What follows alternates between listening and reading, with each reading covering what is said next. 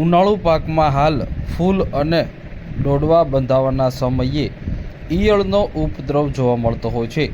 ટપકાવાળી ઈયળનો ખૂબ જ ઉપદ્રવ જોવા મળતો હોય છે. ટપકાવાળી ઈયળનું નિયંત્રણ કરવું ખૂબ જ જરૂરી છે. જો નિયંત્રણ કરવામાં ન આવે તો ખેડૂતને પાક નુકસાની થાય છે. નમસ્કાર મિત્રો, હું રમેશ રાઠોડ, વિષય નિષ્ણાત પાક સંરક્ષણ કૃષિ વિજ્ઞાન કેન્દ્ર ગીર સોમનાથ. ખેડૂત મિત્રો, હાલની પરિસ્થિતિમાં ધીમે ધીમે જેમ તલના પાકની અંદર ફૂલ અવસ્થા અને બેઠા અવસ્થા આવશે તો એની અંદર ખાસ કરીને માથા બાંધનારી ઈયળના નુકસાન થવાની શક્યતા, એટલે જે બે પાંદડા છે ભેગા થઈ જાય અને ઉપરનું માથું બંધાઈ ગયું હોય, ખેડૂત મિત્રો એને માથા બાંધનારી ઈયળ તરીકે ઓળખતા હોય. અને આ ઈયળના સંકલિત નિયંત્રણ માટે સૌ પ્રથમ તો મિત્રો આપણે જૈવિક દવાનો જે ડોઝ મારીએ એની અંદર બિવેરિયા બાઝિયાના 1 પંપની અંદર 80 ગ્રામ નાખીને છંટકાવ કરીએ તો પણ એના સારા પરિણામો મળે. અને જ્યાં ઉપદ્રવાનો વધારે હોય ત્યાં ઇબામેક્ટિન બેન્ઝોએટ 5SG ના સ્વરૂપમાં મળતી બજારની અંદર દવા 10 ગ્રામ 1 પંપની અંદર નાખીને છંટકાવ કરી શકે, અથવા તો ક્લોરેન્ટ્રીનિકોલ 1 પંપની અંદર 5 ml નાખીને છંટકાવ કરવાથી પણ ખૂબ સારા પરિણામો મેળવી શકાય.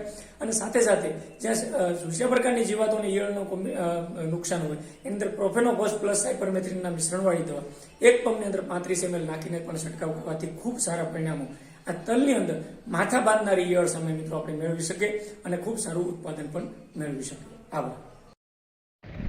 અમરેલી સહિત સૌરાષ્ટ્રમાં પિયતવાળા વિસ્તારની અંદર ખેડૂતોએ ઉનાળુ તલનું વાવેતર કર્યું છે.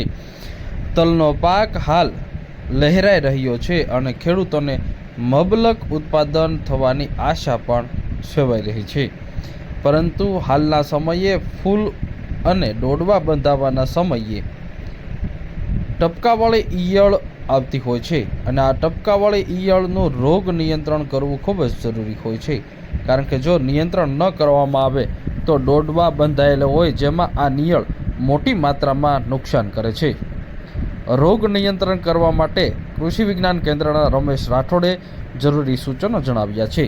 ટપકાવાળી ઈયળ આવે ત્યારે 1 પંપમાં બિવેરિયા બાઝિયા નામની દવા આવે છે, જેનો 1 પંપમાં 80 ગ્રામ નાખી અને સાંજના સમયે સંપૂર્ણ છોડ ભીંજાઈ જાય તે મુજબનો છંટકાવ કરવો જોઈએ, જેથી રોગ નિયંત્રણ કરી શકાય છે. તેમજ અન્ય નજીકના એગ્રો સેન્ટરે મુલાકાત લેવી જોઈએ અને એગ્રો સેન્ટર દ્વારા ભલામણ કરવામાં આવેલી દવાનો ઉપયોગ કરવો જોઈએ, જેથી સહેલાઈથી રોગ નિયંત્રણ થઈ શકે છે. રોગ નિયંત્રણ ન કરવામાં આવે તો આ ટપકાવાળી ઈયળ એ ડોડવા બંધાવા નથી દેતી, ફૂલને કોરી ખાય છે, તો બંધાયેલા ડોડવાની અંદર ઉતરી અને જે પાક ઉત્પાદન તલ તૈયાર થાય છે જેના દાણાને કોરી ખાય છે અને આખરે નુકસાન થાય છે.